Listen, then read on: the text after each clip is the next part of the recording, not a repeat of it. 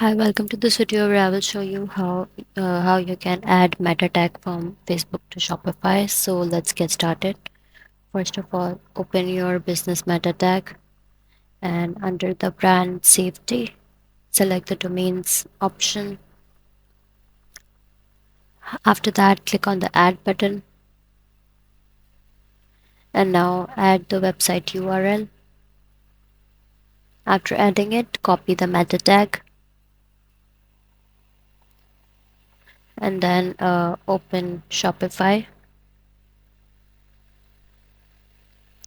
After opening Shopify, click on the online store button from the left menu bar and then click on the themes button. After that, click on the edit code option from the actions drop down menu. And from the code editor, click on the theme.liquid option. Now under the head section, paste the meta tag and save it by clicking on the save button. So that's how you will add meta tag from Facebook to Shopify. That's all for this video. If you find this video helpful, please like and subscribe to our channel, and thank you for watching.